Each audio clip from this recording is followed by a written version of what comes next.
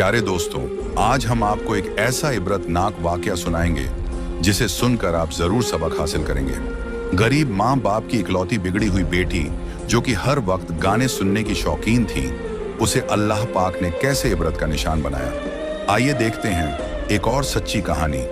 किसी गांव में एक आलिम साहब थे, उनका नाम रियाज अहमद था और अपनी बीवी मरियम के साथ रहते थे। बड़ी मन्नत मुरादों के बाद उनको अल्लाह पाक ने एक ही बेटी अता की थी। रियाज अहमद अपनी बेटी से बहुत ही मोहब्बत करता था। दोनों मियाँ बीवी ने बड़े लाड प्यार से अपनी बेटी को पाला। उनकी बेटी का नाम अलीशा था, जो कि बचपन से ही बहुत खूबसूरत थी। जब भी वह मीठी मीठी बातें करती तो वह दोनों मियाँ बीवी अपनी बेटी की इन मीठी मीठी बातों से बड़ा खुश होते थे। वक्त यूं ही गुजरता गया, बेटी थोड़ी बड़ी हो गई। एक दिन रियाज अहमद जब नमाज पढ़कर घर वापस आया तो क्या देखता है कि उसकी बेटी ने बहुत सारा मेकअप किया हुआ है। तो रियाज अहमद को इस बात पर बड़ा गुस्सा आया। उसने अपनी बीवी को कहा, ऐ अल्लाह की बंदी, समझाओ अपनी बेटी को, ये क्या उसने हरकतें शुरू कर दी। इकलौती बेटी होने का यह मतलब नहीं कि यह इस तरह की गंदी हरकतें करे।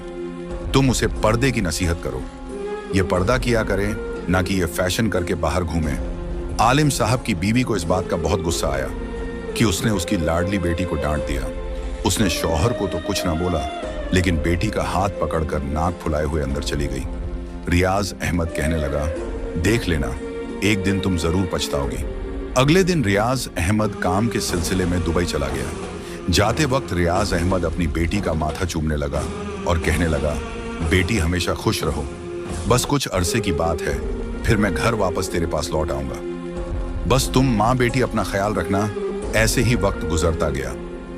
एक दिन अलीशा की माँ घर का कुछ काम कर रही थी तो अचानक बेटी अपनी माँ के पास आई और कहने लगी, माँ मुझे मोबाइल लेना है। मेरे साथ की जो लड़कियां हैं कॉलेज में अपने साथ मोबाइल लेकर आती हैं। बेटी तेरे बाप को कतई पसंद नहीं है ये मोबाइल चलाना, इसी वजह से तेरे बाप ने मुझे डांटा था। लेकिन माँ की बात सुनकर अलीशा को बहुत ही ज्यादा गुस्सा आया। अपनी माँ को बोली, माँ मुझे नहीं पता, ना तो मैं कुछ खाऊंगी, ना पानी पीऊंगी और ना कोई घर का काम करूंगी और ना ही कॉलेज जाऊंगी, चाहे जो मर्जी कर लो। जब तक आप मुझे मोबाइल नहीं लेकर देंगी मैं कोई काम नहीं करूंगी। मुझे हर हाल में मोबाइल लेना है। इतना कहकर वह रोने लगी।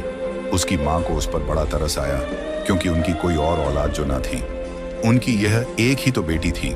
फिर अलीशा की माँ उसके पास आई और बोली, बेटा अल्लाह का वास्ता खाना खा लो, तुम्हारी तबीयत खराब हो जाएगी। चलो मैं तुम्हारे आगे हार मान लेती हूँ, मैं तुम्हें मोबाइल लेकर दूंगी, बल्कि हम आज ही तुम्हारा मोबाइल लेकर आएंगे। ये बात सुनते ही अलीशा के चेहरे पर मुस्कुराहट आ गई। इसके बाद दोनों माँ बेटी बाजार चली गई और अलीशा की माँ ने उसे नया मोबाइल खरीद दिया। अब तो अलीशा बहुत ही ज्यादा खुश थी, क्योंकि उसकी इतनी बड़ी ख्वाहिश जो पूरी हो गई थी, जो कि नामुमकिन थी। उसका बाप तो उसे कभी भी मोबाइल ना लेकर देता, लेकिन उसकी माँ उसकी जिद के आगे हार गई थी। और अब आगे क्या होने वाला था यह आप लोग जरूर सुन के जाइएगा। अलीशा ने जब घर आकर मोबाइल को डब्बे से निकाला तो उसकी माँ खुशी खुशी पास बैठकर बोली, बेटा यह मुझे भी दिखाओ किस तरह का होता है। तो अलीशा के तो फौरन ही तेवर बदल गए। कहने लगी, माँ जा काम कर, तुझे क्या पता मोबाइल क्या होता है और कैसे चलता है। तू कौन सा पढ़ी लिखी है, तू तो है ही जाहिल। माँ को गुस्सा तो आया, लेकिन बेटी की खातिर माँ ने सब नजरअंदाज कर दिया। फिर वक्त यूं ही गुजरता गया। वह लड़की दिन पर दिन बिगड़ती गई। मोबाइल में हर वक्त घुसी रहती, ना माँ का कहना मानती, ना कोई घर का काम करती और ना ही नमाज अदा करती थी। और जब माँ नमाज पढ़ने लगती तो उस लड़की को इस बात की कोई फिक्र ना होती, बस वह मोबाइल में गाने चलाकर सुकून से सुनती रहती। जब उसकी माँ का नमाज से जहन उल्टा होता तो वह बेटी से बोलती, बेटी इसकी आवाज कम कर लो, मैं नमाज पढ़ रही हूँ तो ध्यान भटकता है। आगे से बेटी जवाब देती, माँ तू नमाज कब पढ़ रही है, तेरे कान तो मेरे मोबाइल की तरफ लगे रहते हैं। माँ फिर भी सब्र के घूंट पी गई। अब उसको अपनी बेटी की फिक्र सताने लगी कि यह मेरी बेटी क्या कर रही है। अलीशा की माँ एक दिन फिर बेटी को समझाने बैठ गई कि बेटी खुदा का खौफ करो, इतना मोबाइल ना चलाया करो, तुम्हारी आंखें खराब हो जाएंगी, तुम बीमार पड़ जाओगी। बेटी मुझे तुम्हारी बहुत फिक्र है, कुछ घर का काम भी कर लिया करो। लेकिन अलीशा को मोबाइल से फुर्सत ही कहाँ मिलती थी। उसने अपनी माँ को इतनी बात सुनने पर धक्का दिया और कमरे से बाहर फेंक दिया और कहने लगी कि मुझे डिस्टर्ब करने क्यों बार बार आ जाती हो। जब लाइट ऑफ हो जाएगी मोबाइल चार्जिंग पर लगाकर घर का काम कर लूंगी। उस वक्त अलीशा की मां को एहसास हुआ कि उसने कितनी बड़ी गलती कर दी और अब तो यह लड़की मेरे हाथों से निकल चुकी है। पहले तो अलीशा मोबाइल पर गाने ही सुनती थी, लेकिन अब तो उसने हद ही पार कर दी। वह जिस कॉलेज में पढ़ती थी उस कॉलेज में उसके साथ एक लड़का पढ़ता था जिसके साथ अलीशा की दोस्ती हो गई और दिन रात उसके साथ कॉल में लगी रहती और ज़ैनब अपना दिल उस लड़के को दे बैठी थी। वह लड़का उसे हर तरह की हरकत पर मजबूर कर रहा था और अलीशा हर बात उसकी मानती जा रही थी। अब तो उसे अपनी माँ बिल्कुल भी अच्छी नहीं लगती थी। वह अपनी माँ को बर्दाश्त ही नहीं कर पा रही थी। बस हर वक्त यह दुआ करती कोई ऐसा दिन आ जाए और मेरी माँ कहीं गायब हो जाए, घर से ही चली जाए और मैं उस लड़के से जी भर के बातें करूं। ऐसे ही जब वह उस लड़के को अपनी तस्वीरें भेज रही थी तो अलीशा की माँ ने उसे देख लिया तो उसने अलीशा के मुंह पर एक थप्पड़ मारा और बोली, क्या मैंने इसीलिए तुझे मोबाइल लेकर दिया था? अलीशा को इतनी बात सुनकर बड़ा गुस्सा आया।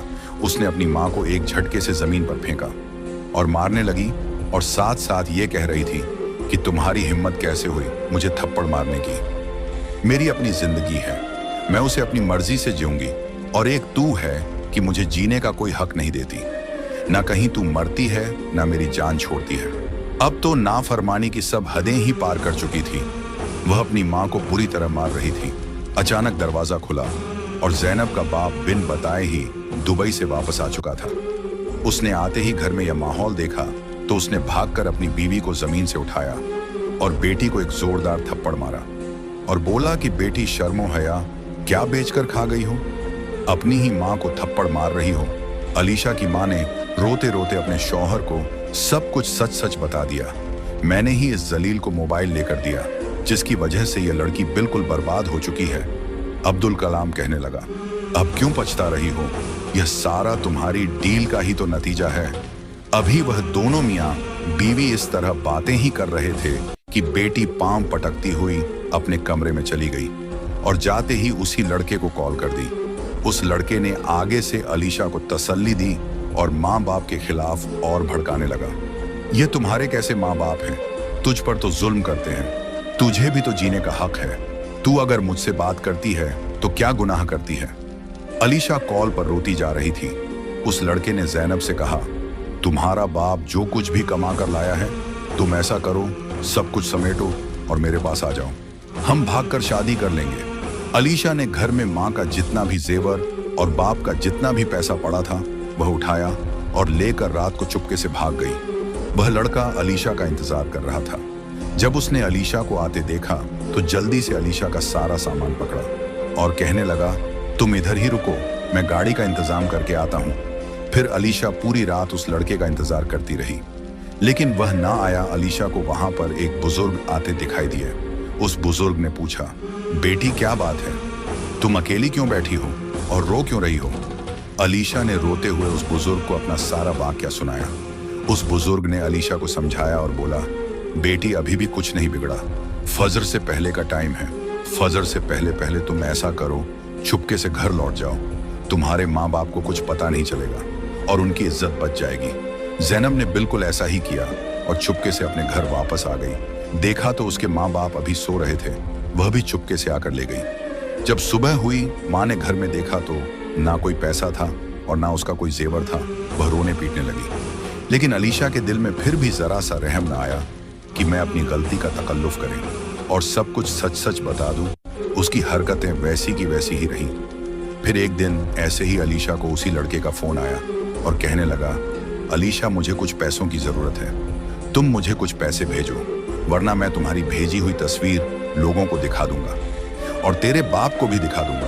तेरे बाप की एक टके की इज्जत ना रहेगी। अगर तुम्हें अपनी इज्जत प्यारी है तो मुझे रकम भेज दो। लेकिन अलीशा तो अपने बाप का सारा पैसा पहले ही बर्बाद कर चुकी थी। उसके पास अब पैसा देने के लिए नहीं बचा था। फिर उस लड़के ने भी बगैरती की तमाम हदें पार कर दी और उस ज़ैनब की सारी तस्वीर उसके रिश्तेदारों और अपने दोस्तों में शेयर कर दी कि बाप को बेटी की यह नज़्बा तस्वीरें देखने को मिली और लोगों ने तरह तरह की बातें की तो उसका बाप ये सब बर्दाश्त ना कर सका और सदमे से वही दम तोड़ गया। लेकिन ज़ैनब तो पता नहीं फिर भी किस मट्टी की बनी हुई थी। बजाय गम मनाने के या तौबा करने के अपनी हरकतों से बिल्कुल भी बाज ना आई। अब तो वह अलीशा क्लब जाना शुरू हो गई और अब उसकी बेवा माँ बेचारी बेटी को बड़ा समझा रही थी। लेकिन बेटी तो बिल्कुल बिगड़ चुकी थी। अब अलीशा ने रात को भी लेट से आना शुरू कर दिया, क्योंकि आपका साया उसके सर पर नहीं रहा था। जिसने उसे डांटना था इसलिए और आजादी से फिरने लगी, उस लड़की को घर की कोई फिक्र नहीं थी। घर में मेरी माँ किस तरह से गुजर बसर कर रही है, किस तरह मेरी खाना पीना पूरा कर रही है और किस तरह घर का किराया दे रही है, उस लड़की को हर वक्त अपनी ही पड़ी रहती थी। अब तो वह अक्सर ही अपनी माँ को बिल्कुल नजरअंदाज करने लग गई थी। उसने अपनी तालीम बस कॉलेज तक ही हासिल की। इसके बाद अपने तालीमी सिलसिले को जारी ना रख सकी। उसे कुछ ही रहम आया और अपनी माँ का हाथ बटाने के लिए एक जगह नौकरी करने लगी। माँ इस बात पर तो बहुत खुश थी कि उसकी बेटी अपने घर के खर्च चलाने के लिए पैसे कमा कर ला रही है और उसका फिक्र भी कम हो गया। लेकिन वह इस बात पर बहुत ज्यादा परेशान थी कि 18 साल की लड़की अक्सर रात तक बाहर रहती थी। उसका मोबाइल फोन भी बंद होता और अपनी माँ को यह बहाना करती, एक काम की ज्यादती की वजह से वह अपना मोबाइल बंद कर देती है। अलीशा की माँ को उसके इस झूठ से तस्वीर लाहिर हुई। अलीशा की माँ और ज्यादा परेशान रहने फ्रीक लगी थी और उसने एक बार फिर से सोचा, मैं किसी तरह अपनी बेटी पर नजर रखूं ताकि यह दोबारा पहले वाली गलती का शिकार ना हो जाए। इसलिए अपने घर के बाहर एक सीसीटीवी कैमरा लगवा दिया और रोजाना सुबह उठकर वह